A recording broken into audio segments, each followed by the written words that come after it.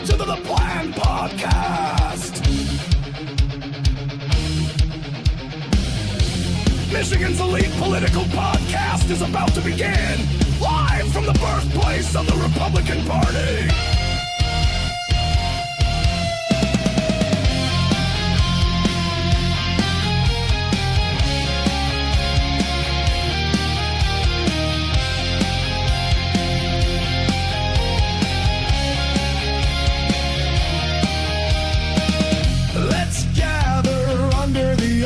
Like our forefathers did. Now more than ever, it's time to stick to the plan.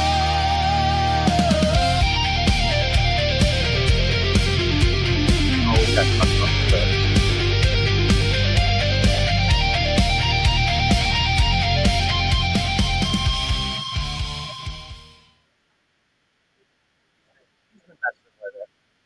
all AI.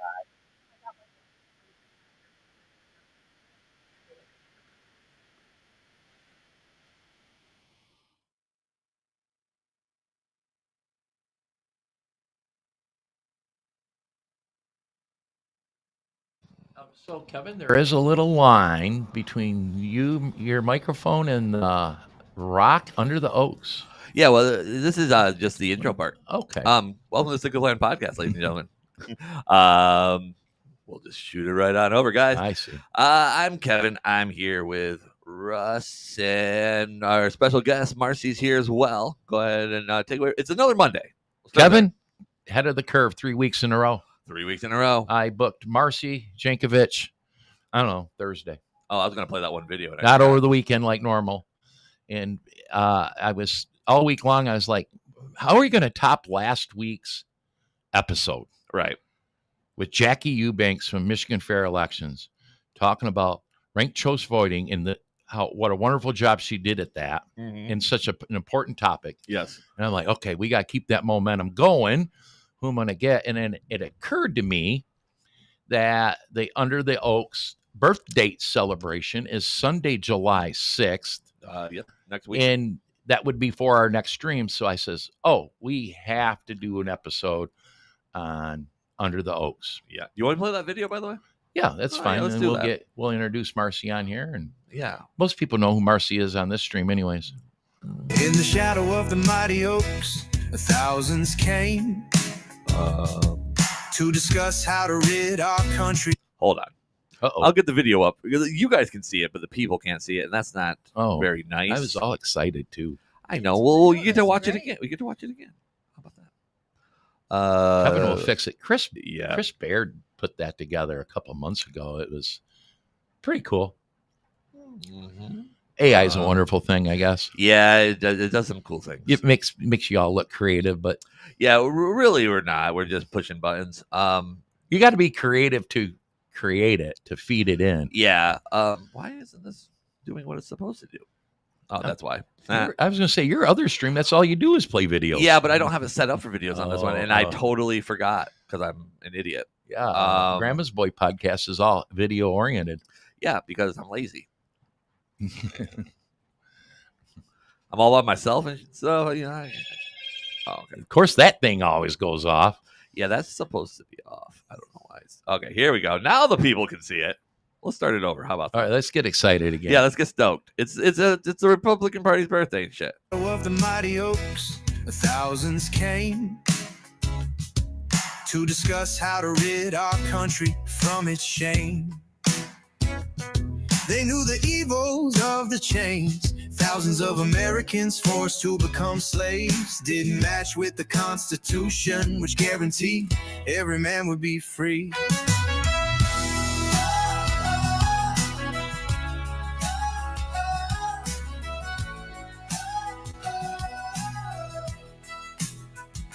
They called themselves Republican in this little town of Jackson.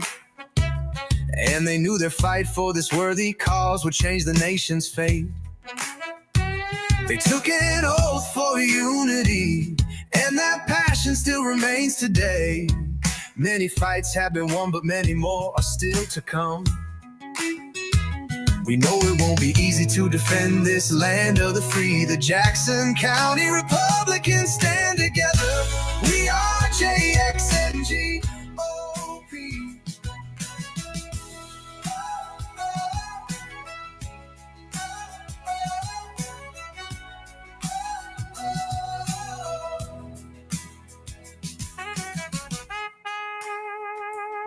That long corn part there. Yeah, exactly. AI, they can't help themselves.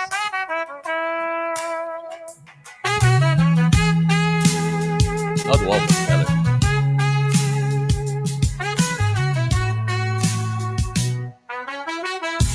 We are JXNGOP.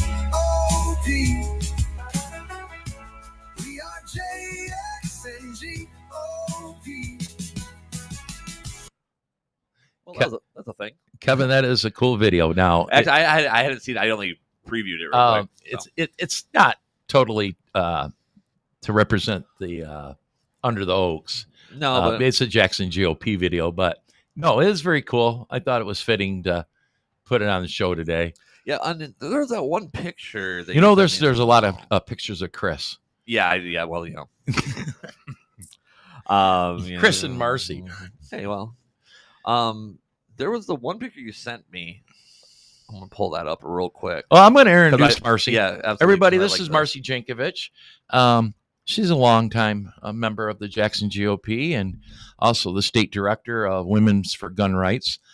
Today's show, we're going to the highlight of the show, like I said previously, is we're approaching the birthday of the Republican Party on July 6th. The birthplace of the Republican Party is here in Jackson, Michigan, at the corner of Franklin and 2nd Street. It is a historical site. Mm-hmm. The city of Jackson owns the small park. It is just literally a corner, and that's the background we have today, and that's what it looks like today. I took this picture today. I had others. I took this picture today. So that is the real represent of the Under the Oaks. There's a better shot right there. And it's in a neighborhood. It's in a highly residential neighborhood and in west of downtown Jackson. Yep. But Marcy and I are going to talk about it today. How are you, Marcy? I'm great. How are you, Russ? I'm doing pretty good. Is she going to be good at her distance there? Yeah, I mean, Okay. It's sounding okay so far. All right. And happy that you're here, Marcy. We're going to talk about Under the Oaks, what you and I can know about it. Right. All right. Yeah, there is a person, and I should have wrote her name down, that's written a couple of small books about it. I can't remember her name. Karen fed me the name, and I did track down her number through Maurice from the Historical Society. And then I also had a call in to Kathleen Torres. But I thought of you, Marcy, before I called the person whose name I'm forgetting, and I apologize.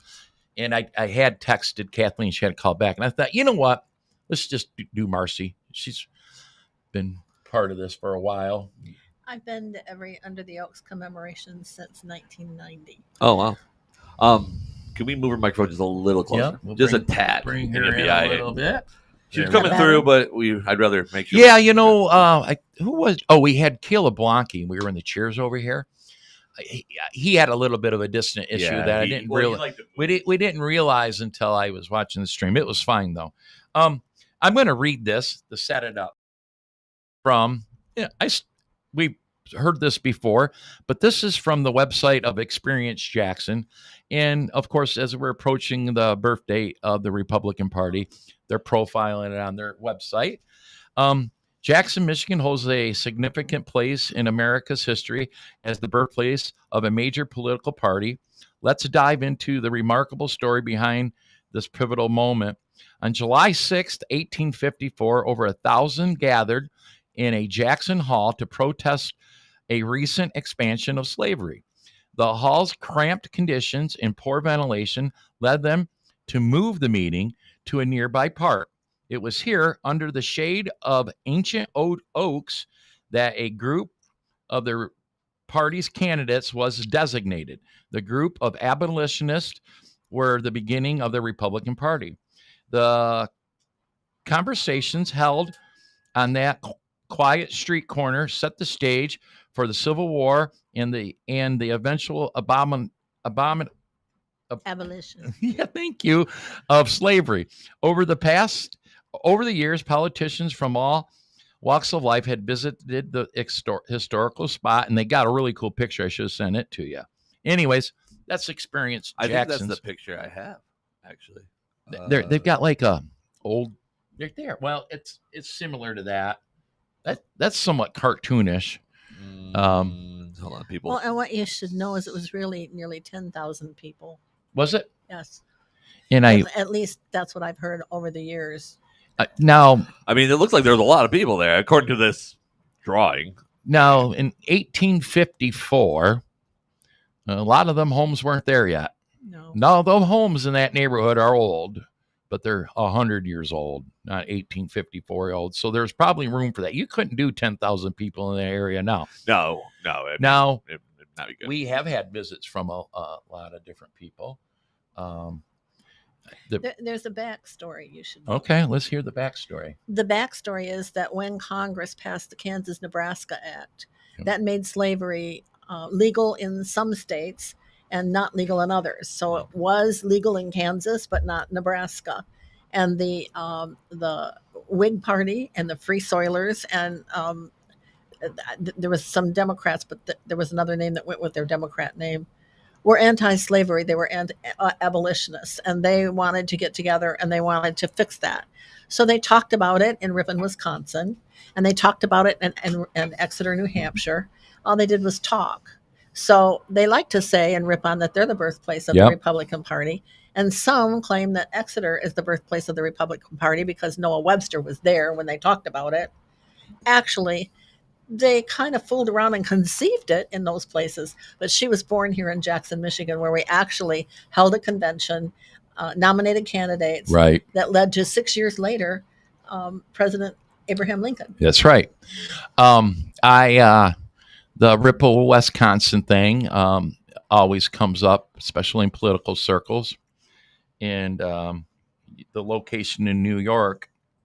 I just recently, somebody told me that. I must not have been paying attention over the last 10 years over the similar discussion in the city in New York that you discussed was similar. It was New Hampshire. New Hampshire, I'm Exeter, New Hampshire. Yeah, Exeter. Under their very famous gazebo. Okay. Now, My sister used to live in Exeter, so I had that shoved down my throat. Until I could correct it. A little bit. It is a historical marker, a national historical marker. Ripple, Wisconsin. I met the current chairman of Ripple, Wisconsin. I was in Vegas with Turning Point Action. Young guy. I say young because way younger than me, probably Kevin's age. And, that constant discussion between which one is which. And I know the RNC's gone back and forth on it. Last I knew, Ronna McDaniel, when she was the national chair, thought she put this to bed and had a thing set up. I don't know where we're at now. I seen Chairman Watley over the summer, and he was all about it. So I think we're going to have this forever. conversation until the end of time. I had an argument about that with Governor Scott Walker from Wisconsin at Mackinac Island. I'm sure you would.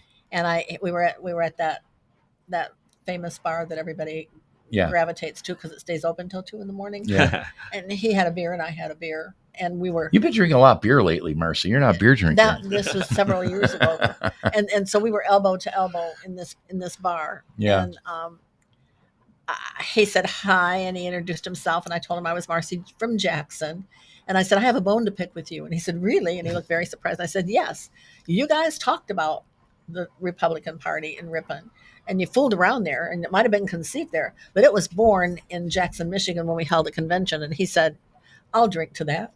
Oh, good.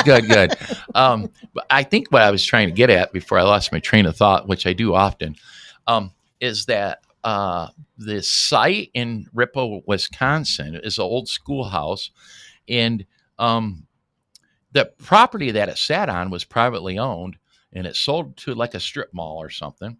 So they moved the schoolhouse to the main drag in Ripa, Wisconsin. Anyways, preventing them from having it as a historical marker, where Jackson's location is a historical marker. The city of Jackson does own the park. And Marcy, I will tell you some good news. I had gotten a message 6 weeks ago or so about the flag not looking too good there, and the Republican Party should fix the flag. And it's not the Republican Party's property. We do kind of keep track of it, and Clean it up anyways, every now and then. I said, thanks for letting me know. And I called the city because I was going to go purchase a flag. And I figure me and Jimmy and a couple of us go down there and put a newer flag up. When I called the city, they answered the phone. I told them what was up. They said, well, take care of it today. And by gosh, Marcy, they took care of it that day. That very same day? That day. You're awesome, Russ. I can't imagine it's me. But then, like, it wasn't anybody else. but Sounds like they already had plans to replace it. yeah, I think, they got a lot of flags flying in the city because Yeah, we do sure. have a lot of parks. They probably have some flags right on a shelf somewhere, and they send a guy out Right. to do that.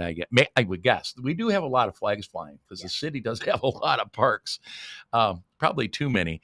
But I was there today, took that picture, and the property does look pretty good. We've seen worse, nothing ever too terrible. And there's this old dude that lives around there that sweeps it every day for us. That's awesome. I didn't know that. I was there I think it was last year prior to the July 6th event to check on it. And he was out there sweeping. And I had a long conversation with him. And he told me a former chair of the Jackson GOP asked him if he'd do that. And I think it was Craig Pappin. Oh, wow. And anyways, he's almost every day he's out there sweeping because cigarette butts, things like that. Yeah. We won't go into it. It's no, the place looks good. Yeah, no, I drove by there last week, and I noticed it was looking City's real doing good. pretty good. We've complained about the city's upkeep on it in the past, and they've done pretty good. But They're kind of all about their parks lately, though. So a lot might have to do with Maurice Imhoff, who is the chairman of the Jackson Historical Society. And this and a lot of things are on his radar. And maybe, I don't know, maybe I'm guessing. I think you probably got something there because he has been very proactive in promoting it and inspiring people to help keep it clean and New flag. manicured. So I would think so. I think Maurice does a great job at the Historical Society. I think he does too. Gosh, I went to they had a fundraiser dinner last fall at Spring Arbor University, and it was a wonderful event. I had never been to an event at Spring Arbor University. It's outdated, but beautiful room in one of those buildings they got out there. Food was good, and the place was packed. And but a big part of that, I said Spring Arbor, big part of that is the Gantons, of course. And the Gantons and all their bubs were there, and they had a live auction. I couldn't believe the money they raised. I bet. Well, they had a whole list of auction items, Right. and Judy Ganton was the auctioneer, didn't show up, so she was going to do it. I think people got tired of listening to her about third item. One of the big spenders stood up and said, I'm going to buy the whole list. A whole lot. I think he said 1,000. And of course, I'll do 1,500. Yeah. And I think they ended up at $3,000 for a list for car washes and, stuff that you get donated. So it was fun to watch and cool. And Maurice put that together. I'm sure it will help a lot of other people. And the Historical Society in Jackson's been through ups and downs. And since Maurice has taken the bull by the horns with that, it's been It's significantly improved, I think so too. And this is a great example here. So since we're here, before I forget, the important part here is the Jackson GOP doesn't matter how it lands. It's difficult that July 6th is so close to the 4th of July. We deal with this every year. This year, it's on the Sunday of the 4th of July weekend, making it even more difficult.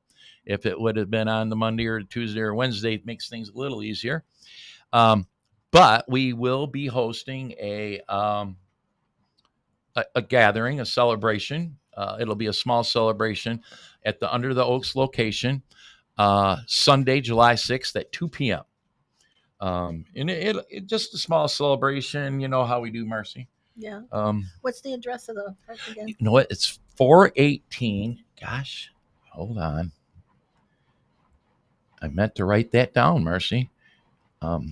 Guess what? If you go to jxngop.org, I tell people all the time it's on there, and that's where I'm going right now so that we can talk about that. It's right on the corner. So yeah, I think it's 418 Franklin Street. It was on the corner of Franklin and Second, Franklin and Second. And it is a neighborhood. You know, the last major visitor we've had there that I recall, and there's been a lot over the years, maybe you can help me recall, was Chief Craig, and it was a few years ago when he ended up running for governor, but he was only considering, and he did that abruptly. We didn't have much time. Of course, I can't find it now to prepare, but there was several hundred people and blocking the road and all that. It was a good time. Our chairman at the time, who helped put that together, was not there. Our vice chair, Jeff Fear at the time, said the words and got things going and did a wonderful job. You know, I can't walk and chew gum at the same time. We were looking up the address for the park. Yeah, and Chris has it on. Oh, July 6th under 418 2nd Street. It is 2nd Street, huh? 418 2nd Street. You know, at the corner of Franklin. Yep. Franklin and 2nd Street, west of downtown Jackson. Sunday, 2:00. I always say we'll have some Judy cupcakes or whatever, but I think Karen's picking up cupcakes, and we have been doing this last few years. Someone does. One of them people take care of that at somewhere, and we have cupcakes. We've served ice cream. We have. I don't know what we have planned for this time. We always have water. So water's easy because it's always hot. It is always hot, and it's going to be hot this year. Now, next year, I really tried to do something this year. I mentioned RNC Chairman Watley. I was introduced to him last summer through our RNC committee man, Rob Steele, in Lansing. And me and Chairman Watley had a long conversation. He was all about it. And he says, if you guys do your Lincoln Day dinner or something like that on or around that day, he says, I will come. And so I spent several months jumping through those hoops and bupkis. Oh. The minute you have those conversations, and people in his role usually give you their scheduler or person, and I'm fine with that. But when that scheduler or person then flips you over to what they call the surrogate process, that means you're done. Yeah. The surrogate process has never helped me at all. It's the slow no. But next year is an election year, and it'll be on a Monday instead of a Sunday. And we're going to try our darndest, Marcy, to get as many people as we can there, especially the Michigan candidates. And good. Yeah. Good. And that mess will be sorted out by then, July. I do have a suggestion. Yep. Bring an umbrella, rain or shine, because you want it for shade if it's sunny, call. And you want it for rain if it rains. Good call. I remember one year. Sounds like someone that's been to every one since 1990. It is always hot. And I only brought umbrellas to 2. You're right. And then I had a third one that Jeanette Elrod came from. She's Mrs. America. She came up from Tennessee. Yeah. And sang the national anthem. And she suggested, from Tennessee, they know hot. So she suggested the umbrella. So I just met Jeanette Elrod for the second time because I did see her sing in the elevator here at the world headquarters of the Jackson GOP. Oh. She was with Marcy, of course. Why wouldn't she? Right, and she is I just seen a new release of some music that she put together, and she's written a book. In a book? She's written a book. Really? Have you written a book yet, Marcy? No, She goes, nah. I don't know where to start. me and Kevin talk about that too. I don't know where to start. What kind of book you want? I'm writing a book, but I'm using AI to do it because I'm lazy. I just plug in the ideas and then it makes a book. I may do that. You Make an outline, and say, "Hey, if you don't like it, you can edit." Yeah, So you just throw in the I'm- ideas and then it writes one, and then you have to change a lot because AI. It's a little. boomers aren't real trustful of AI. But I I'll get wasn't there. either. Don't worry. But I've fully given in. I mean, why not? So, fully understanding AI, because I'm a No one fully understands AI.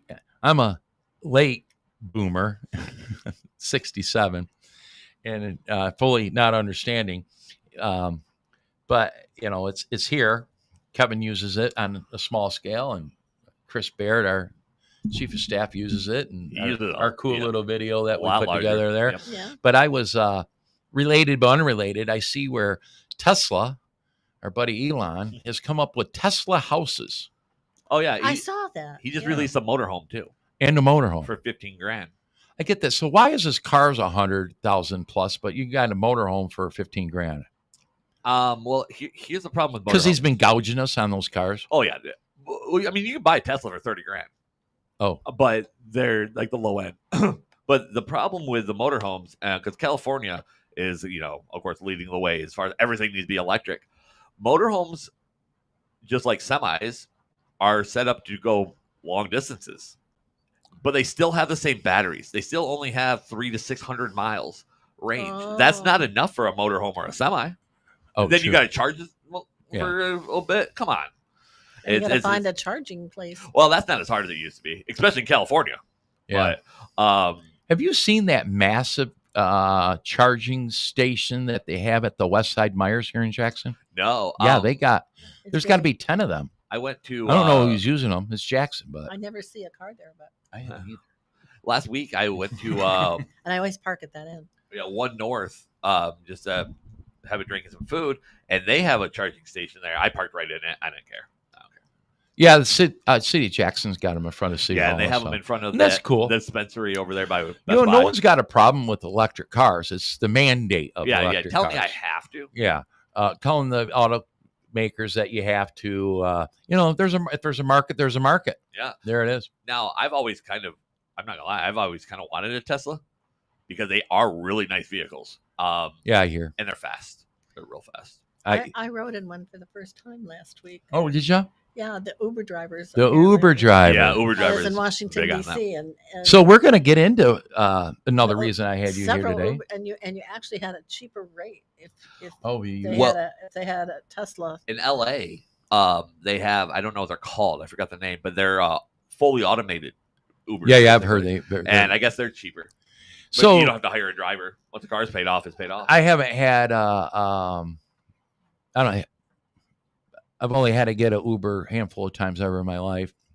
we don't really have Uber around But here. what a easy process. Yeah. It's so That app, even as dumb as I am, is so simple to use. Yep.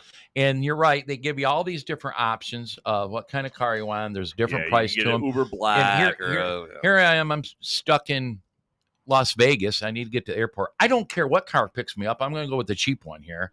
But then I was in north of Tampa over the winter, and 4 of us needed to take the 50-minute ride from Hudson Beach to Tampa to the airport. And then you're like, oh, I need a little larger car. Yeah. And You can get them. that's right. And we can get it. And that's so simple. And they'll get you there on time. Yeah. Yeah. Oh, yeah. They come so. The longest we waited by ordering an Uber through the app was 8 minutes. Yeah. If you're in a for the big car to city, show up. if you're in a city that has a lot of, like around here, there's only a few Uber drivers. And they're not always on. And it is, Well- well, they're more, but you wait an hour and a half sometimes. But I was in Cleveland and it was like I pushed the button and they were pretty much already there. They were waiting, Yeah, in busy areas. At Capitol Hill, they were hovering. Oh, I'm sure. Yeah. they do. Airports are always parked at airports. Now, I was at Huntington Place, formerly Cobo Hall, over the winter. You were there too. We were at convention. And the Friday night of the convention, it gets over, and we wanted to go to an after party where they give you free stuff. We always like that. And I Googled the walking distance, and it was me and Karen, and it was less than a half mile. Well, Karen don't get along around too great lately, and I don't. But we decided to walk it. And time we got there, we were like, oh, we're not doing that again. We're going to Uber back to, even if it's a half hour, we're going to Uber back to the hotel. But here's the problem with Uber. All right, you're having a good time. You're having drinks. Hey, we should probably, it's getting late. We should probably get back to the hotel room. Got things to do tomorrow. And they were so fast because of a popular area like that. I wasn't ready to leave the bar yet. I mean, when you got to be ready. Yeah. It's not like calling a cab. Yeah. You're like, okay. They won't wait more than 5 minutes. Yeah, you got to be ready. And so off we went. And then they'll charge you because you didn't show up. Actually, though, when I get back to my hotel room, I'm always like, I'm glad we left. Yeah, no. That's how I am. Any more history that we should talk about Under the Oaks? We sure had a short conversation about that, Marcy. I'm fine with that. Sort of. My mentor about Under the Oaks was Lola Peterson. Yeah. She was the one that told me about conceived in Ripon and born in Jackson in great detail. And I miss Lola. She was truly a fantastic chair of the local Republican Party, and she wrote a play about Under the Oaks. Oh. And I understand it's in the archives somewhere. We should do it again. Some of Mike Shirkey was prominent in that one. We had people come from Lansing, and that was another big one when we had that play. And I think that was pre-video days. I don't know of a video of it, but they reenacted what happened. They reenacted the speeches. They reenacted all those, the nominating speeches and everything. That's cool. And so I wasn't able to go back in the archives and find who they nominated for what. I just know that 6 years later it led to Abraham Lincoln. Mm-hmm. But they did do that at Under the Oaks, and it was a lot of fun. So it's funny that the Experience Jackson thing I just read. Yeah. Over the weekend I had read a better description than that, and I didn't prepare enough to find it where they talked about the 6 years later Abraham Lincoln was elected. That was the one I was looking for. I think you'd sent it to me, but maybe I did. Yeah. But we're very proud here in Jackson, Michigan, to be the birthplace of the Republican Party. Mm-hmm. And we don't care if there's somewhat of a national-wide dispute. We know where the true birth of the Republican Party is. Yeah. And the Republican Party in Conies. You can't argue with me about it. Conception and born are two different things. Absolutely. Right. We're very proud of that history. We celebrate it every year. I'm going to tell listeners right now, you never have to guess. The Jackson GOP on that date will always do something, maybe large scale, maybe small scale, and it's usually early in the afternoon. We were going to go with 1 o'clock because we've been doing that for a long time. But being on a Sunday, someone said, well, we got to worry about the church crowd. Right. And we went with 2 o'clock. We always do something. I've had people ask before, did you guys do something last year? We always do. We always celebrate it. Well, kind of a big deal. And listen, Kevin, Marcy knows, I got a lot going. Who doesn't? But I got a lot going on at my house over 4th of July weekend. Yeah. And I'll break away and go down there and look forward to it. And by the way, the weather looks beautiful leading into this weekend. I don't think that this time of year, weather forecasts tend to be a little simpler. Yeah. Maybe a pop-up thunderstorm. Hot. Yeah. I don't see 90s. I thought I seen a 90 in one of the days this week, but it's all in the 80s. By the way, July, this time of year, anywhere in Michigan, I wouldn't want to be anywhere else. Right. It's that's why we suffer through those winters. Yeah. To deal with. I brought that up on my other show. Is that like it's the upside and the downside of living in a state with 4 seasons. Yeah. You kind of got to take the good with the bad. I'm a little tired of it the older I get, and would like to separate myself from the harsh winters. I just wish there was a place that it was always perfect spring weather, and there's no place like that. San Diego. Yeah, but that's in California. No, that's a drawback. But I like most of the time Michigan goes down into the very low 70s or high 60s at night. Yeah. We Yeah, usually you're have right. good sleeping weather if you want to. Yeah, that's leave your true. windows It's been open. difficult with the sleeping weather lately to me. If we can get to 70, Yeah, well, it hasn't really been down that low. It's been No. so hot. we have been in a little warm spell, which I'm fine with. I tell you, me and my wife have changed roles. She used to always be cold. I was always hot, sweating all the time, hated humidity, and some things changed where it's me. Humidity doesn't bother me as much as it did. I think a lot of things happen. I lost a lot of weight. I quit smoking so I can breathe in the humidity Yeah. better. And I walk outside on those 90-degree days, and I always think, this feels so good. My bones feel good. You can, if you have any bit of breeze, it's perfect. Yeah. By the way, 87, low chance of rain on Sunday. 87. Oh, Yep, yeah. let's call it 91 on Saturday. That's under the Oaks celebration temperature, usually very hot. It looks like it's going to 87. be cloudy too, so that'll help. Well, we got the Oaks. The Oaks, I should have taken pictures more of the Oaks. Oak tree still exists there. It is a shady spot, although we've added a lot of concrete since 1854. A little bit. Marcy, you just come back from, well, how many days in D.C. were you there? My Facebook page thought, man, I thought you were there like 2 weeks. 5 days. 5 Might as well be days. 2 weeks. You are the state director of Women for Gun Rights, Correct. and you stay very, very active doing that. Yes, I do. And I think you found the sweet spot, something you've always liked to do. And Yes. Yeah. Yes. I've kind of backed off many things Yeah. in order to concentrate on Women for Gun Rights, because when I volunteered for the job and they sent me for training in Florida, I was all excited. I had no idea how busy I was going to get. And now I know how busy I'm going to be, and I could be much busier. I have a lot to do because I need to organize the whole state. My goal is to find a coordinator for each congressional district. And I haven't found, Melanie Greenfield. is that 13 of them? Yes. Yep. Melanie Greenfield's my coordinator in District 1, Yeah. way up in the Upper Peninsula. She's the only one I've found so far. Hmm. But I haven't been diligent about recruiting. I've been too busy with the other things that you have to do. I feel your pain. So there's only one of me, and I'm doing the best I can, but I really, really want to get it going. Earlier this year, we did have I called it a rally. Instead of having it on the Capitol steps in January, Yeah.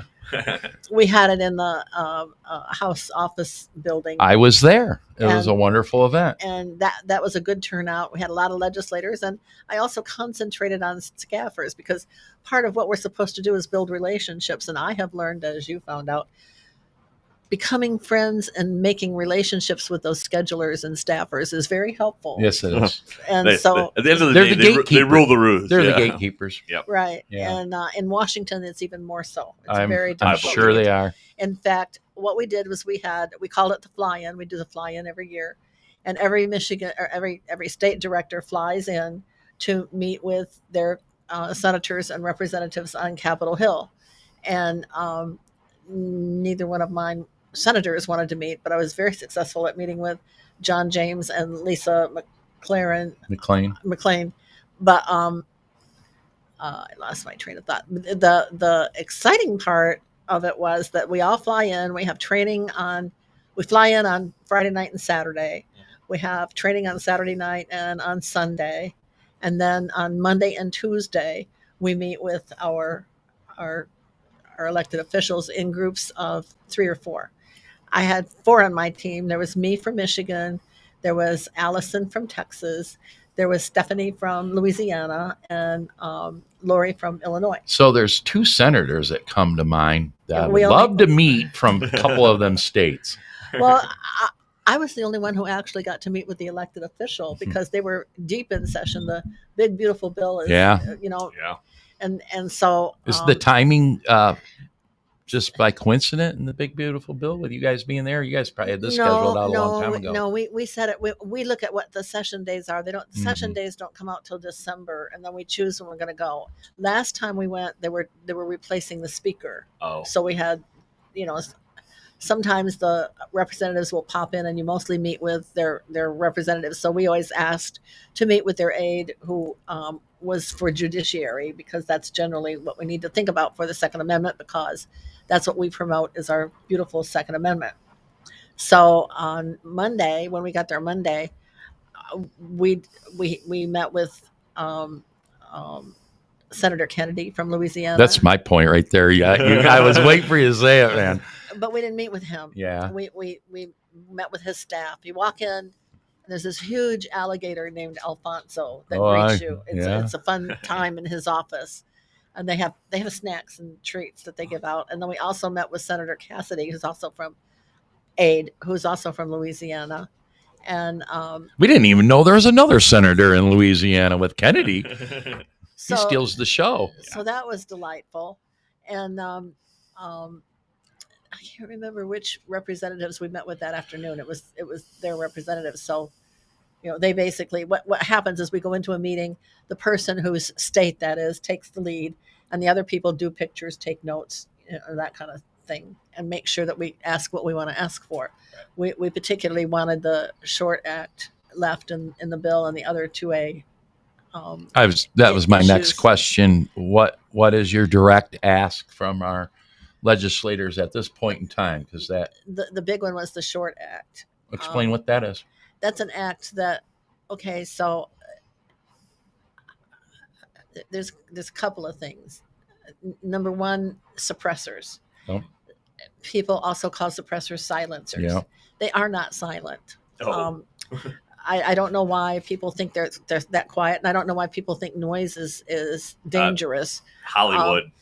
I think so, because we call it the Hearing Protection Act, and so that's one of the things in the big beautiful bill that we wanted to support was the Hearing Protection Act, which would take the $200 tax off the suppressors, and we want all taxes taken off attachments to firearms.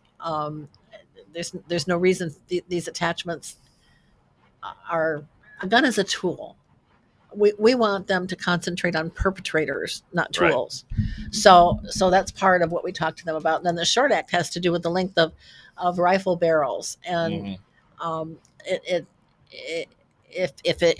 you have a 16-inch barrel, you're okay. And if you have a 14-inch, apparently that 2 inches makes that gun way more dangerous. Oh, that makes people so much more safer. Yeah, and so we wanted to makes it less accurate at long distances. Yeah, so I mean, support the short act, and then we also talked to them about AR-15s, right? Big time, because that for women, and we're women for gun rights, and that's why we're educate, don't legislate. Mm-hmm. The AR-15 is the best rifle for women because it's lightweight, it's adjustable. Right. When I try to hold one, either an AR-15 or AR-15 pistol, it's not heavy. No, but it's long and then big, and so.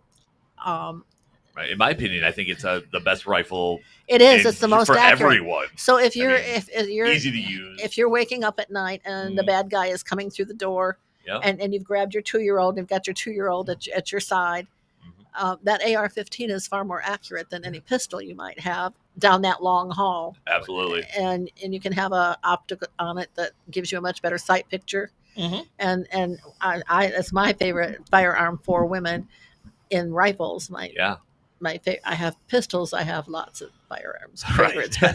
But, anyway, we talked to them about that. We also, especially with the staffers, we try to educate them because, like, they call magazines clips. And, they don't go in hair though. Things that they don't, and they make statements that need to be corrected. But what we're trying to do in that is not part of our training that we go through is how to talk to friendlies and how to talk to hostiles. All right. Because what we want to do is build relationships. Now, maybe we're never going to agree on the Second Amendment rights altogether, but perhaps there's some places where we can have common ground. Yeah. One of the big places we would like to have common ground is called, my mind just went blank. I know this as well as I know my name. Marcy, was it necessary, not necessary? Were you able to meet with Congressman Walberg? we have met with Congressman Wahlberg in previous years, and he has always been very hospitable. I'm sure. So this time on Tuesday, I was able to meet with John James, and when we got to the office, they escorted us through all kinds of rooms and took us to another room, which is right outside a committee room where he was actually testifying. So we sat there and watched him on TV testifying, and then he went off testifying and walked in, and he walked over to me. And I was so thrilled in front of my peers because he knelt down and he got out his phone. I have to show you this picture of my boys. And he showed me a video of his boys shooting 22s. They're 10 and 6. Oh, okay. And we're supposed to be talking about legislative things. And we're talking about the kids and how's the wife and that sort of thing. That was kind of neat because I was the only one in our group who actually got to meet with the legislator. And that made me look good. I liked that a lot. Everybody, it was amazing. It was just amazing. And usually we have an ask of them. He had an ask of us. And it's so funny because I came home and saw on the news about the sleeper cell in Houston where they had drones and things. And his ask of us was, he said, I'm very concerned about drones and keeping my family safe. And right now it's totally illegal for us to shoot down a drone. And what I want your help with is figuring out a way to solve this problem. And I was kind of happy that he had an ask of us. It's the first time that's happened in the 4 years I've gone that the congressman asked us for something. But it's showing that he, has some faith in the group or in his constituents. Yes. And he well, wants to help and also needs help. And humanizes them. I do like his thought process there. He represents a district that's very difficult for him to have won. And I'm glad he's not afraid to talk about the issue. He's not afraid at all, especially about this drone thing, because he has really come to realize how drones are weaponized to violate our privacy and even to be, that's how we took out Soleimani, isn't it? So he was very concerned about drones being used as a weapon. And I thought, oh, gee, that's interesting. And we talked in our group we hadn't thought about that before. And I go home and on the news, we hear about the sleeper cell in Houston that had drones to use as weapons. And I thought, so do you think he's on top of it? So you and I spoke on the phone. You told me that, and it was after you told me that I heard about the sleeper cell, and it's like he knew it existed, and of course couldn't tell you that he did. But hey, this it's kind of interesting. Yeah, it was very good. And then you said you did get to meet Congresswoman Lisa McClain. I had met her once before, but I didn't know her like I. She's a firecracker. John James, her chief of staff came in and complimented me highly. That was nice. Nick Hawatawa, I can never say his name. Nick Hawatawa. Anyway, what we talked to her about was getting our group able to testify. She belongs to a ton of women's caucuses. I'm sure she does. And organizations. And so using her influence to get them in front of them to testify on our gun rights. She's ardently pro Second Amendment. Right. And so that was our ask of her, was to get us in front. And then she also brought up that she perhaps had a donor, a billionaire donor who might be interested in us. And we certainly asked her. Of course you did. Ask her to provide that introduction. So, and our national director was also in on that meeting. And so it was a wonderful time. The most other exciting thing that happened was Monday night, 11:30, went to bed at 11:30, all the alarms start going off. And we're evacuating the building. So they evacuated the Hyatt Hotel. I was walking around the streets of Washington in my nightgown. And there was a bomb threat. They said it was against an international person who was staying there. I hope they rehomed him. But anyway. Yeah. So what we did was we went to the Irish bar. We'd had dinner at 7 blocks away, because they had air conditioning and they had beer and they had bathrooms. And so we waited for the bomb scare there instead of on the street corner. In your pajamas? In our jammies, yes. Yeah. And at that place we had a bomb threat. We had a bomb threat fashion show just for fun. And but the reason you do that, you move away. And this is one of the things that we teach. And again, we get back to education, not legislation. If you have a scare like that, people usually leave the hotel and group outside the hotel or the building. Don't do that. Go someplace else, because terrorists will do a bomb threat and then after everybody's outside, shoot you. Oh yeah. So Sure. that's why we went to the Dubliner Irish pub instead of standing on the street corner in our jammies waiting for the all clear to go back in. That's a first. I've never been in a evacuation like that before. No, not since high school when they'd call it in on test day. Well, yeah. By the way, Different reasoning. you brought up donors, and I'm sure there's a way to donate, but your trip to DC and things that you do, dedicated volunteers like yourself, out of pocket on that. No, Oh, no, we're reimbursed. Well, we're not reimbursed for the whole Right. thing. Like I'm old and I'm not gonna walk the 3 blocks to the buildings that we had to go to in that heat. It was 110 one day. Yeah. So the Ubers or taxis that we took like that, some meals are on our own. okay. Airfare, parking at the airport, those kinds of expenses, those are covered. Oh, okay. Good. And we get donations from firearm companies and I do know that you and the others, that. and a big sponsor for us is Patriot Mobile. And Republicans should look at Patriot Mobile because they are pro-life, pro-gun, and they donate to those organizations. To those causes. There's a Porter on Rumble as well. I've read their ad reads. yes. We just did an ad read last week on Yeah, we had enough people. on the coffee. Yeah, last week was coffee. The Yeah. 1775 coffee. Yeah, Something like that. Marcy just put her good job. Put a plug in for. Well, yeah, a and- donor. I don't know if they still work with Rumble, but I haven't seen an ad read for them in a while. But that's why I'm familiar with them. I was very pleased they were there. They paid for a dinner that we had. Nice. They had chachi stuff, Mhm. like you have bandanas and things that we could have, and they did a lot for us. Marcy, I've noticed when I'm with you at various events, whether it's in Jackson or a couple, here or there, most people know who Marcy is, and I've been hanging out since 1990s. and She's not shy. Not real quiet. They do, and A little outspoken. I We love it. took maybe a page from your book on relationships, you and others. That one, I like it. I feel that I'm good at it, and being a chairman of a political organization, Jackson, your job is to figure out a way to get donors and connections and promote your party. And, for me, it's to be relevant at election time to elect Republicans. Of course, Women's for Gun Rights has a different thing. We're nonpartisan. You're but- nonpartisan, right? You're educate, not legislate, right? Mhm. But I've attempted to do that, and I've learned that the people you meet and the connections that you get can help an organization be relevant. Better than an email, better than Mhm. even a phone call. Once you get that is fine, but meeting these people and getting to know them, whether it's a legislator directly or their staff, Putting a face to a name is a big deal. it is.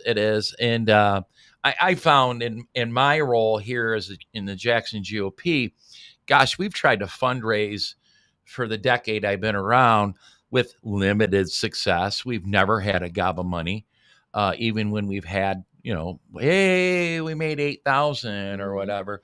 We're not a county that, some counties have 80,000, 100,000. You take Oakland County. At one time, I read a campaign finance report. They had $800,000 in the bank. Now it's Oakland County. That's where the money Yeah, is. we've at. talked about I think more millionaires live there. Yeah. Well, more and billionaires. I will bring that up. Kevin and I We've talked about this. talked about that. I think we've talked about it on the stream. But I have learned at the end of the day, in my role, this organization needs to be relevant during elections. Oh yeah. It doesn't matter we have zero money or GABA money. Mhm. It's all about being able to participate in elections and being relevant doing so. Yes. And the Trump Force 47 landing last year in Jackson really opened my eyes to that. I was like, I'm not going to give up fundraising. Okay. You got to pay the bills. Right. But the goal of having, being the top 10 money county in the state of Michigan isn't never going to happen. But we're just as relevant as those counties that do have 80,000 or 100,000. If not more, if it's as important, it's more important, if you ask me. Oh. We're very creative, and we have absolutely always fantastic volunteers. We do. Yeah. So I always say we're limited. We are. We're not. We always have a core of volunteers that you can count on for anything. Pick up the pieces, anything.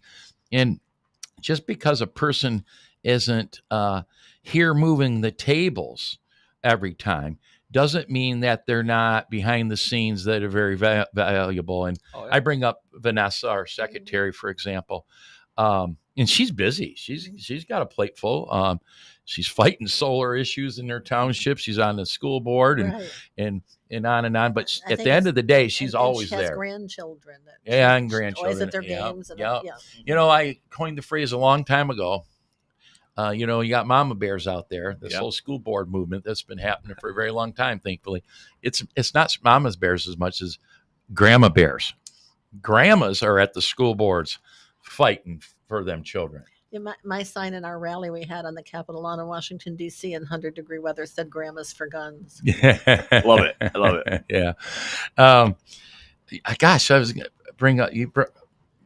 Well, what we need to do is stop with the us versus them. Like I said, we were trained to talk to everybody, friendlies and hostiles. Mm-hmm. And I would encourage everyone to learn how to talk to a hostile in a way that doesn't set them up as your immediate, to have conversations as opposed to shouting matches. Yes. Because that you're not getting anywhere in a shouting match. That way, I mean, all right. So Faster Saves Lives, which is the program I was trying to think of earlier, which is a program for school safety with guns, and it has several aspects to it. And we were educating our Congress people on that program as well. It's in 27 states. It's not in Michigan. It could be, and that's a program that arms administrators. And if you think about Michigan State, we've talked to you on this stream, on this show about that. And I brought up about Michigan State before, and you figure, one person a minute is getting shot while you wait that 8 minutes for the police to arrive. Mm-hmm. Where if you had a proper program, and that program provides absolutely dedicated training. So we were talking to so I could go to, for example, Alyssa Slotkin, who says she just cares about students. She just wants to keep students safe. But, okay, well, it's time to start concentrating on the perpetrator instead of the tool. And what we need to do then is arm teachers, properly trained, not just teachers, the janitor, the lunch lady room. I'm going to go there. And the person who is armed needs to not be known. Nobody needs to know who's armed in that school. And one school even advertises that,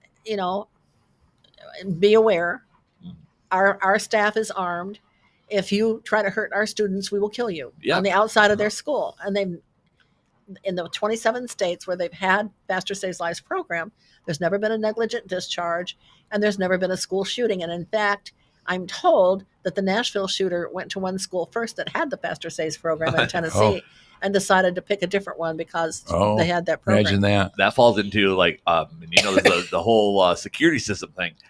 Sometimes having a sticker on your window that says you have a security system just as valuable because the criminal's going to go, not this house, in case. I sold burglar alarms for a long time. People would pay you couple $100 for a sticker. Just like little yappy dogs, just as valuable as big mean dogs. I mean, because they, criminals don't want to be noticed. Marcy, a couple of years ago, the media, talked often about whether teachers should be armed in schools, and I kept screaming at the top of my lungs. It doesn't have to be teachers. There's a lot of employees at schools. my boys went to a rural school, and I did, and there was maintenance people and bus drivers, the bus mechanic garage, Aides, yeah, and secretaries that are and- qualified and willing to hold those roles. But I think the media twisted it around and the left twisted it around. Our teachers are going to be armed. Yes, some teachers. I went to school. I had a teacher that was a sheriff's deputy on the weekend. He was quite qualified. very much so. He was a Marine, the Marine Patrol and all that. But all schools have access to people that be willing and qualified to fit those roles. And I'm glad Women's for Gun Rights and a lot of people have coming off this arming teachers to potentially arming staff. Yeah. Well, and not only that, there are teachers who don't want to carry guns. Sure. But they need to be trained in triage on how to handle their There is a classroom. role. Yeah, and we have the medical component as well, and advice on what medical kits to have. If you have one tourniquet in a classroom of 30 and 15 are bleeding out, you're not prepared. Right. And most of our schools are very soft targets. And what that and school systems don't have to sign up for the whole program. They can just sign up for the medical program, which trains staff how to respond, how to organize students, how to minimize damages, where to be, for example, sometimes people tell you the wrong thing, and like you need, like what we had in our bomb scare, get away when you're evacuating, Right. get away from the school. And the medical part's important because most of the students who died because they bled out, because medical won't come in until Sure. the police have killed have Exactly. cleared, Till the cleared scene air. is secure. Amen. And Yeah. so that's another reason you want to have a teacher who can respond to those medical emergencies Well, and triage. At least think do something. Even and- outside of a active shooter situation or a bomb situation, I think there should be people trained in that anyway. A kid walking down the hallway trips and stabs himself with a pencil, and now he's hits an artery or he's bleeding out. I think that's important in everyday normal business, not And we just have emergencies. we have unrealistic expectations of our school safety officers. They're wonderful people. Sure, there. They have two legs. Have you ever started at the bottom floor of Jackson High and try to go up the stairs Oh, to man. the top floor in the far end? It's a good long distance, and how many are lost in the distance you can cover? Because when seconds count, police are minutes away. Mhm. So I really think, again, that's where we get to education, not legislation, is the key to gun I like safety. So, I know the school district where I live, we have the township pays part of, and the school pays part of a school liaison, officer liaison. But, is it 3 schools? Yeah, there's 3 campuses for one officer. He could be at the high school or one of the 2 elementaries. Our high school and junior high are combined, Yeah, but they're not near each other. it's a couple minutes, but like she said, minutes count. Seconds count. I will say, and it's going to lead into, I know our law enforcement around here, and I know most communities do train, and they do have a protocol for staff teachers, what to do, what doors to shut, where to put the kids.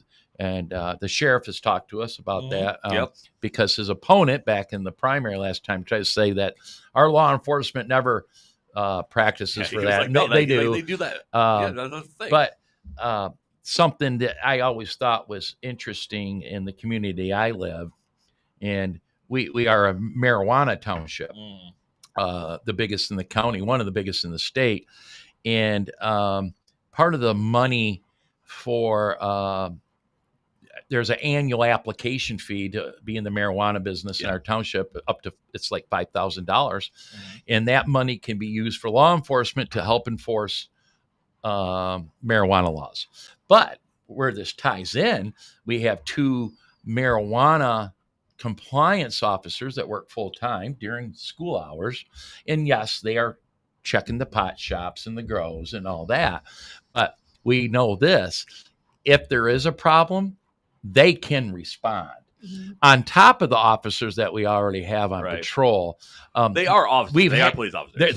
They're going to respond. Yeah. They're going to help their buddies, and they're going to do yeah, their they're not gonna best to let make kids sure die. little so I always little things like that I always like, because those conversations have existed when you approve those Right. that money. They're not supposed to, or it's not no, I shouldn't say not supposed to. It's not designed for that, but they're there. But you're right. Who knows where they're at? Yeah, but that's Well, again, and minutes not immediate. My grandson was enrolled in Jackson's Montessori school. Okay. And my son was going to, I don't know if he was dropping him off or picking him up, Mhm. but he saw a teacher open the back side door and prop it open and go back and forth Yeah. to her car Yeah. to bring things in. And that's exactly Classic security. exactly how Uvalde happened. Yeah, And she was very offended terrible. when he went up to her. Oh, I'm sure Jay did. Yeah. And also went to her boss to suggest that perhaps they needed more training. Yeah. Well, I mean, and that's classic. I mean, I think any business, they have locked doors for a reason. When you prop them open, you're taking away a huge part of security. So, and Kevin, you're even when you started in school, and me and Marcy, our schools were nothing but glass windows. Yeah. and you propped the doors open. In All the doors were warmer unlocked. days and all that. Had the And windows open. midway yeah. through your school is when they started for energy and safety. They started. There's not many windows in schools anymore because of At that. my school, it wasn't until after I graduated. It's when it really changed. There was a little bit because when they added on, but I mean, until I graduated, it was open doors. Boy, and yeah. Now try to get into a school. No, during and hours. thankfully, you can. thankfully. Yeah, no, I'm But you're right. You got a designated door that's supposed to be locked in case there's an emergency, and you got a teacher that needs to run to her car real quick. That's how Uvalde did happen. That is how nowadays all the Uvalde doors happened. are locked. Right. I mean, you Right. can't get in. And so, as much as law You can enforcement, usually get to the office. that's the door that you're usually allowed. And See, last time I can't remember why I had to go to the high school, but I had to go to Center High School, and the front door is locked too. Like I had to there's a button, and then the secretary comes and lets you in. And, yeah. but So- that's still technically so- could be a weak point. In security. Kevin, how Well, far? at the office at Paragon Charter Academy, which is where my grandson goes, and you can get to the office. Okay. I think someone lets you in. You ring a bell, Mm-hmm. someone lets you in. But even then, to get back to the regular school, there's another door you have to go through that's locked. They Unless that usually person- let you through that once Yeah. you've been Yeah. cleared to be. But there's no way that just because you got into the office that you can get into the school. That's So- see. I wonder at Michigan Center because when I was there, I don't remember any additional doors. So once you get in that front door, you're in the Gosh, school. I remember you just used to walk in. Yeah, back doors, front doors, wherever. My mother might pop in on a class any Yeah. old time. Anyone? But It's terrifying. Lady after my own heart. I don't remember if she did that, but wouldn't put it past her. No, that's something that always scares me. Mhm. Maybe we shouldn't talk about it. So I live just a few blocks away from a school, Kevin, It's not far, yeah. and I go by and the playground's right there Yeah. along the road. There's a little fence around it, and the kids are always playing. And that's that's the 4th, 5th, and 6th graders. Well, at- no, fourth. K through 3rd grade is over at Arnold. Arnold. So But you go by, and so I don't know, 30, 40 kids out on the playground.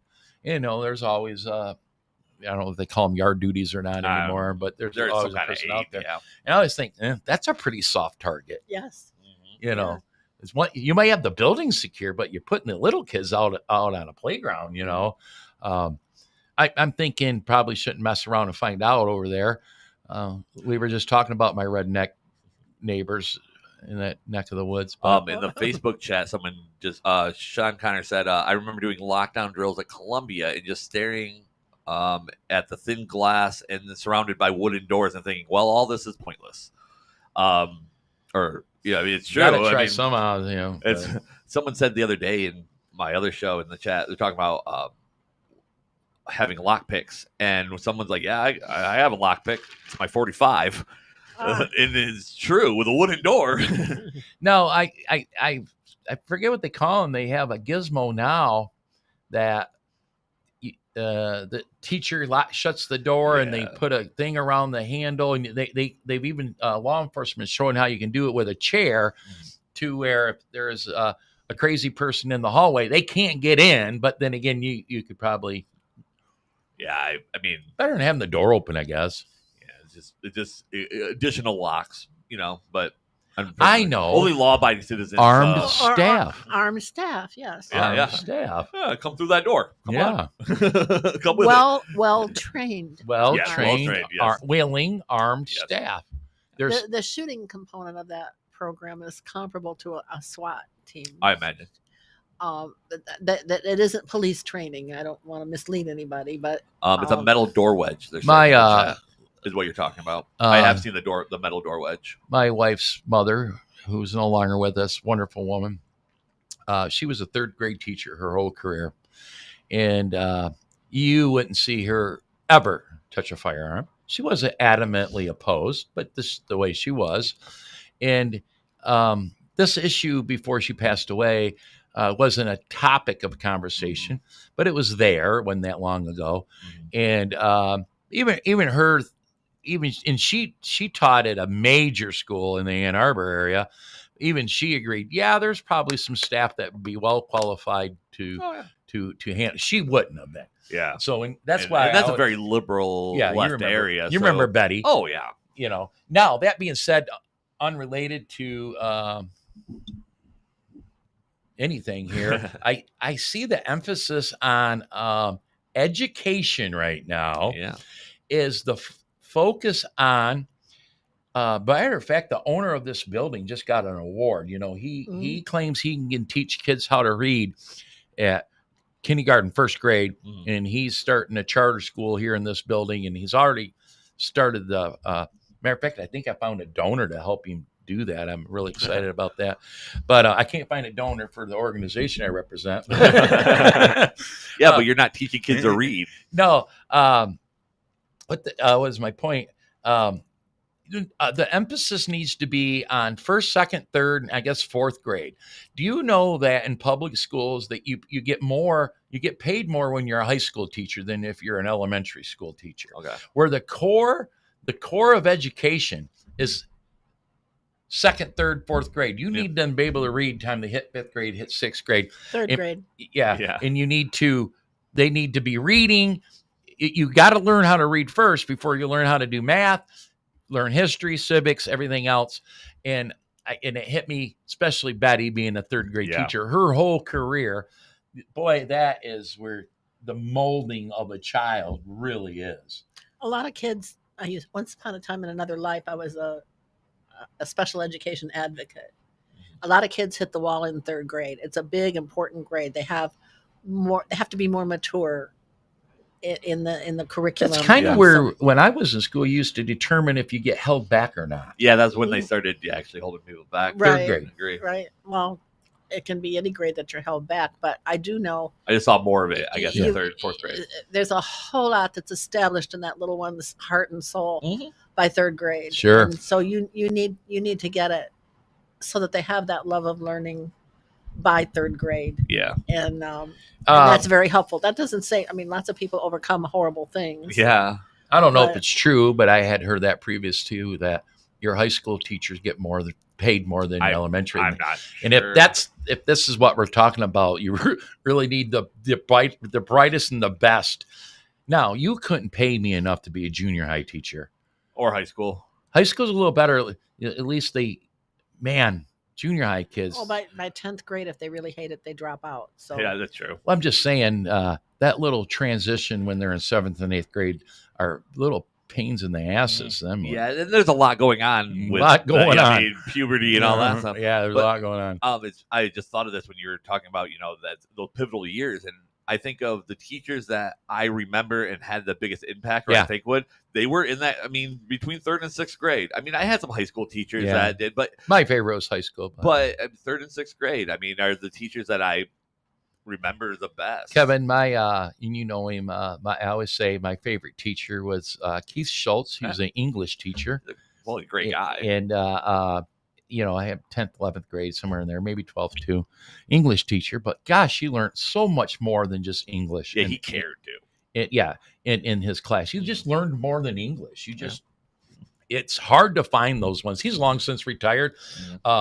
Living a great retired life, him and his wife in Florida, Michigan, one of those. He's still out there. I'm sure he doesn't watch the show, but my high school, as far Maybe as high he school does, goes, my teacher like that was Scott Furman. yeah, Rest in peace, man. Like he was everybody loves Scott Furman. He was a tech teacher, but he taught you a lot of things. I always admired Don Tassi. Okay. He was a fantastic. I don't know what he's doing now, but he went from the Jackson Public School System to the Da Vinci Institute. Yeah. Oh. And just was a wonderful man to work with. Those are the They're people out who there. want to be teachers and they want Yeah. to teach. They're not just there for the job, just collecting a paycheck. They're actually there Yes. to teach. So when they talk about the low pay of boy, we got in the weeds here, but Yeah, when you it talk about happens. the low pay of teachers in the media, some states that it is. Michigan teachers in public schools make pretty darn good money. They do all right. Very good money. Now- hear now- them tell it, they don't. But And Sarah's mom did real well, especially as a single mother. She did really good.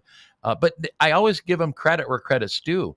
A lot of times, all of them, they're educated people. So not only do they make a decent wage in Michigan, they know how to invest and save and prepare for They should retirement. be able to. Yeah. They're usually smart in that regard. Typically, they don't have gambling problems and too bad of alcohol problems. Not too bad. Man, I've partnered hard with some teachers. So- especially elementary school teachers. They like to get it in. I don't blame them. Yeah, Those junior high teachers. Yeah, those little shithead kids. Oh God, got to drink. You got open container right in the teacher's lounge. Drink a bottle of water full of vodka. Guess what? We're an hour and 15 minutes into this. Yes, we are 1:16:05. All right, let's do my announcements. We're going to get out of here on time a little bit today, maybe. Okay. Marcy, you want to say anything more? My announcements take forever. I see. The only thing I would say is our Second Amendment rights guarantee all our other rights that we have, and I agree. they can't be taken away, but they can be violated, and they're being violated every day in a whole lot of ways. And we didn't go into a lot of the ways that they're being violated today. When you look at things like red flag laws, why Yeah. is that a violation? Yeah. And the big problem is because people think there's a simple solution, and we keep concentrating on tools, and that's all a gun is a tool.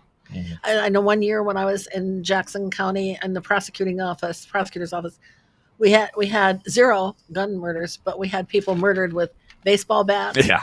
and golf clubs. And one guy, he wasn't successful, but he used a knife and nearly killed her after he stabbed her 27 times and stuffed her in a freezer.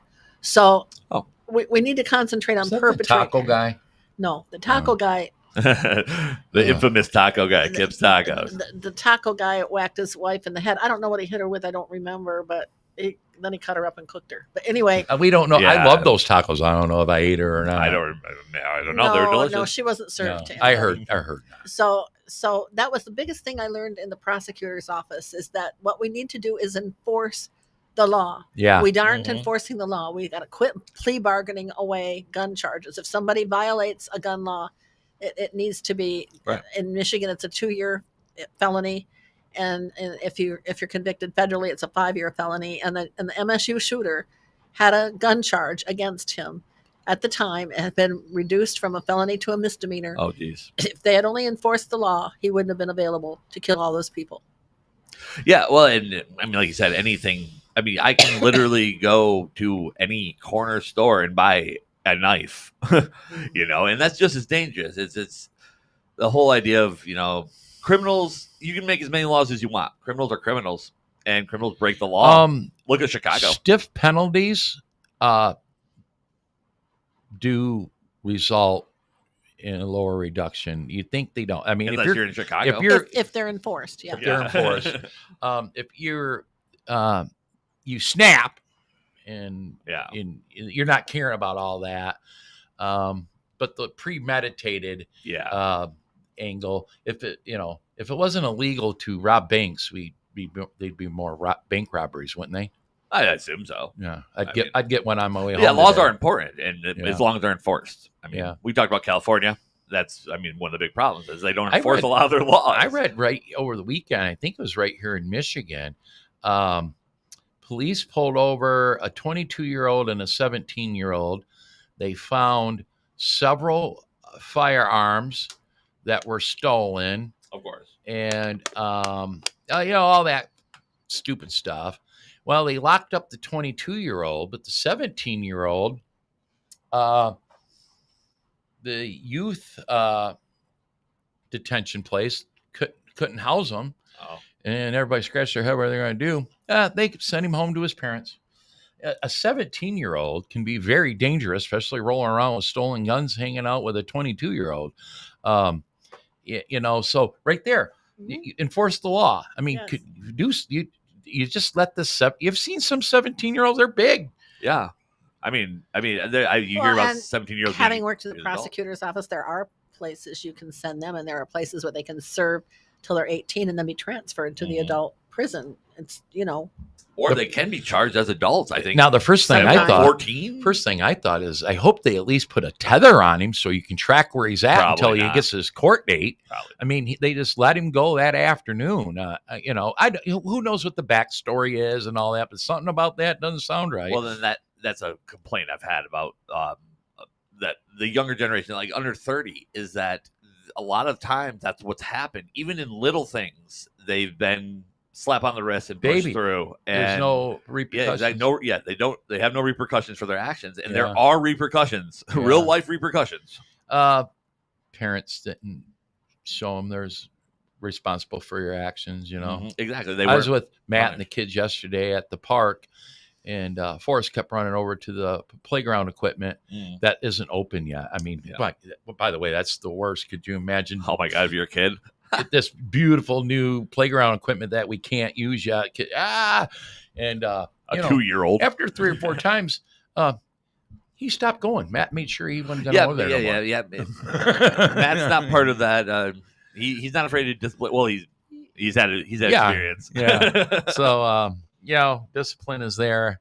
I don't know. Part of that though is I'm tired of chasing you. So, Right. But thank you, Marcy. Yeah. Thank you. Thanks for Yeah, Thank having you for us. being on, Marcy. I think We you- appreciate it. www.womenforgunrights.org. I'll We put accept that donation. in the- We have merch and things that we can sell. And I have one of them sweet shirts. You do. Yeah, I do. I was at your They're Lansing very event. popular. We have them because they're great conversation starters. I can't tell you how many people stop me in the airport. I like your shirt. Yeah. And then you have a conversation. Or why do you have guns on your shirt? Those are questions that are asked. And then you have, Let Marcy tell you about it. yes, and There I you do. go. And I do. Yeah. It was Womenforgunrights.org. All right, I'm gonna Women put for that in the chat. gunright.org. Rights or rights? Rights. Okay, Plural. I'm just making sure. Yeah, I'll put that in the chat. I'll also put that in the description for anybody that was watching this later. So Thank you. no problem. Hold tight. I'll throw out my announcements and we'll get out of here. By the way, it's not too bad in here temperature wise. No, it's I not thought bad. you'd be freezing since oh boy opened that vent. It's See, I was here comfortable. Friday. Anything and- hotter. Yeah. But I had it off all weekend too. Yeah. Because I turned it on yesterday for a minute, just a fan. Ask your Luz. I wonder if any of your people out there don't hear that, do they? No, Maybe one of your no one said chat- anything, okay, and we have Tweety in the chat, and she usually will. Yeah, tell me. she'd let you know. Yeah, she's my. All right, guys, a couple things tonight right here at the Jackson GOP headquarters. Jackie Eubanks from Michigan Fair Elections will be here at 6:00 to talk about the horrible impact of ranked choice voting. By the way, Kevin, Friday, the language was approved Okay. by the Board of Canvassers that the crazy people circulating that petition for ranked choice voting, it's authorized to do so. So they will be hitting the streets asking you to sign this petition to put it on a ballot for ranked choice voting. The word is decline to sign. Decline to sign. And we talked about this with Jackie a little bit. Some people, just like the homeless person begging for your change, walking into a downtown Jackson restaurant, sometimes you just give them some money so they go away. Same thing with these petition people. Just tell them no. Yeah, They're not. Or don't acknowledge them.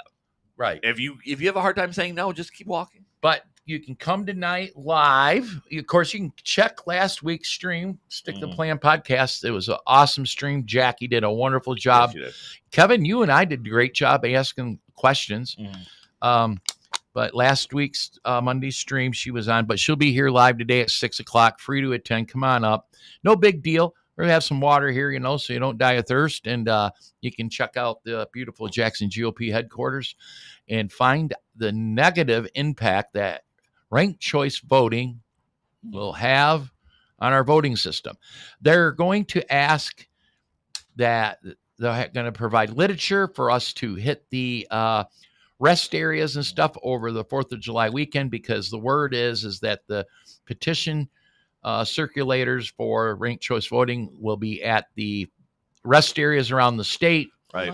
Wow. Catching as many signatures as you can. We want to be able to intervene nicely, politely, and say, before you sign that, could you please read this educational material? Educate, not legislate. That's It's a perfect right. example there. And Jackie said it perfect. It's like, you don't have to be rude. Just when you see people with the petitions, approach people they're talking to and educate them. Educate them. Because a lot of people, I didn't know much about it until last week.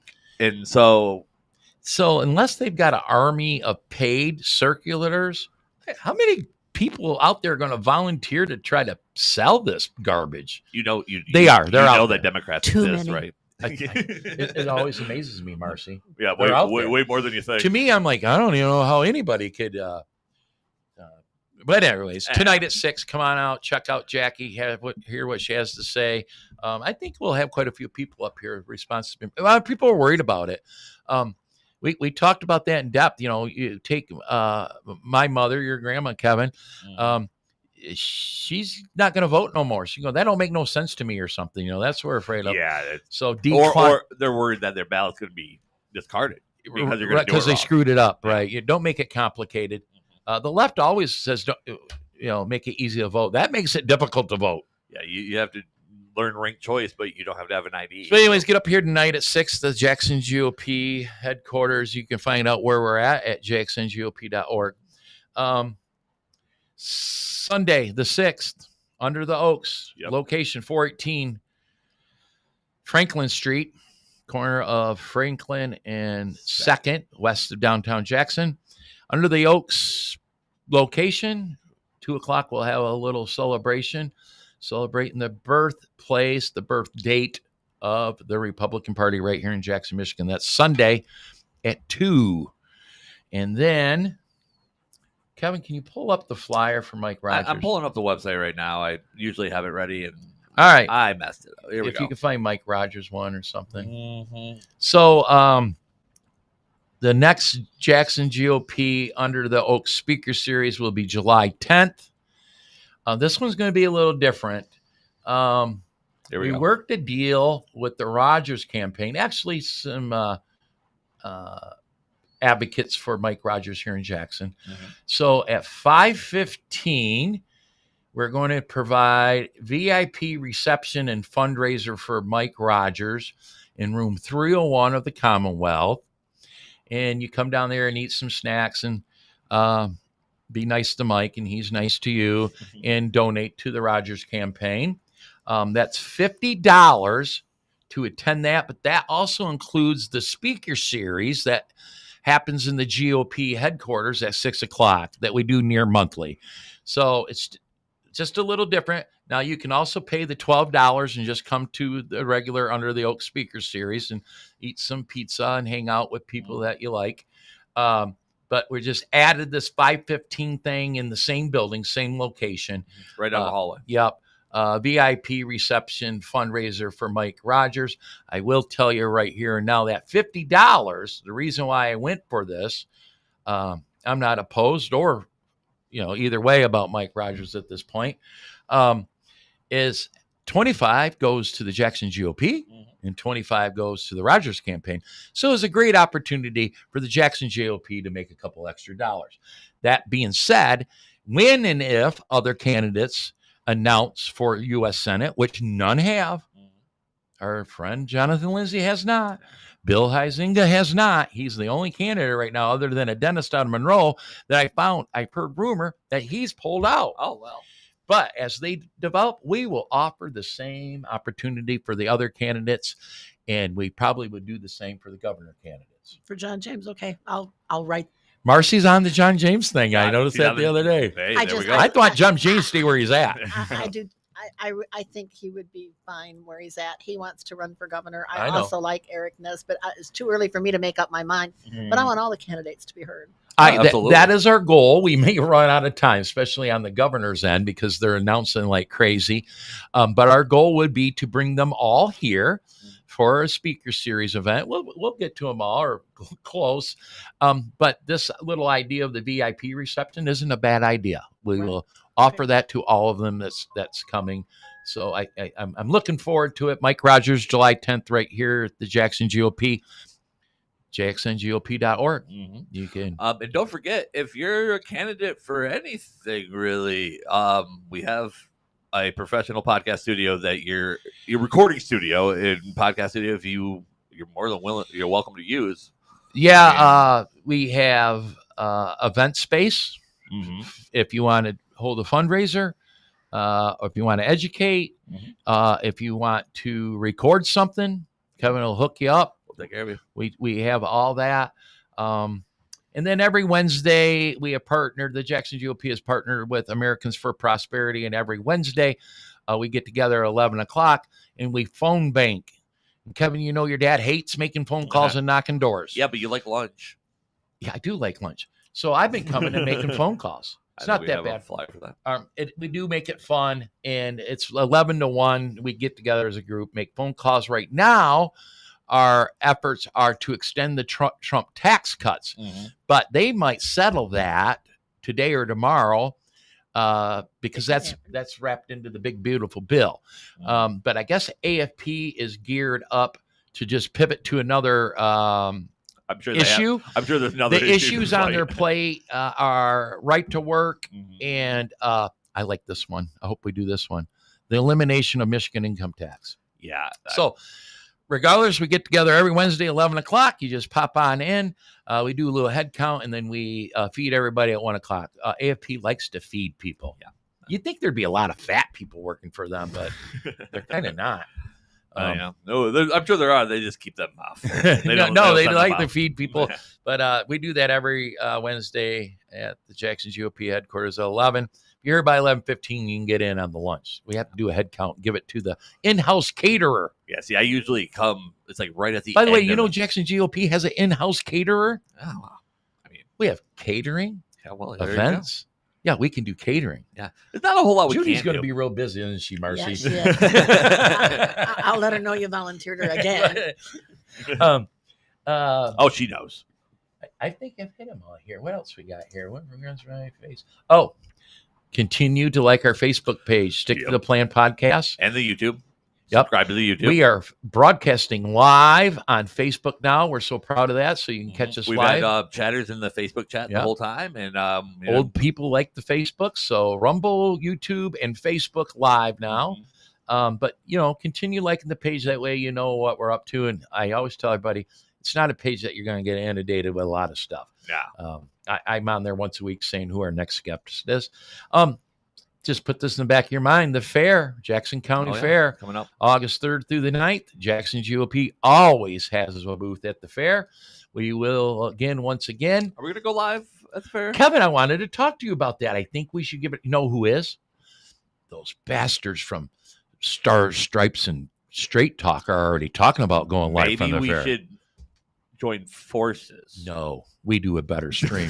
I know. We'll have them on our stream as a guest. I'm not going to give them the glory. So we're not in the same categories last year, Kevin, where we have candidates. Remember, we did a great stream with the local candidates. Yeah, it was a long day, but it was very stressful too. Remember, we had a little fight out. Oh my God, it was a yeah, whole and then big the deal. internet wasn't working. Scott Ogney was there. Yeah, and, oh, man, man. that's always stressful. But then on the flip side, we had Kelsey Guernsey. Yeah, we and the had sheriff. both sheriffs. You want to feel better about life? Hang out with Kelsey Guernsey for 10 minutes. I like Kelsey. For a prosecutor, most prosecutors aren't always the friendliest persons. They are. They are. Yeah, they're politicians. But Kelsey rocks. no, she's cool. I always like Kelsey. But anyways, yeah, I like the other guy too that was running against I her. did a radio ad for her. That's how much I liked her. Yeah, I know. Marcy likes her, so I mean, come on. I'm with Marcy. I like Kelsey a lot. Oh yeah. But we will stream live from the fair. But Dave Jones and Chris Barrett are streaming live also. Yeah, but they're with their punks pod. and they pre-record, so I think they will pre-record, won't they? yeah, they'll do it. pre-record. Yeah, that's how we'll do live. Yeah, we'll do That's where we're gonna get. maybe, like I said, maybe we'll have them on as guests. I don't mind that. I kind of want to do it anyway. I think it would be fun.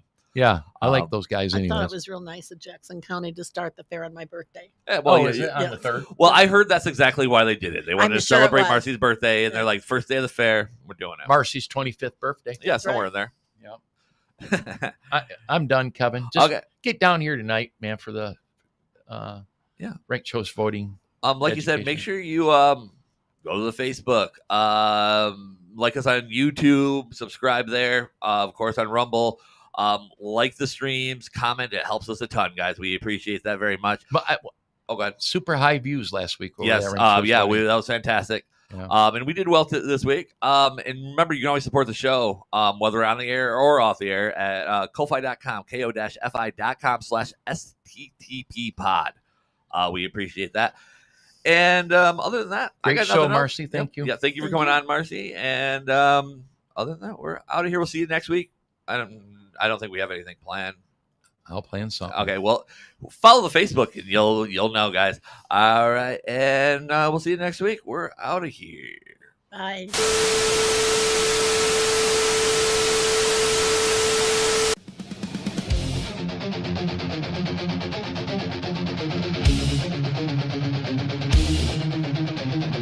Welcome to the Stick to the Plan podcast.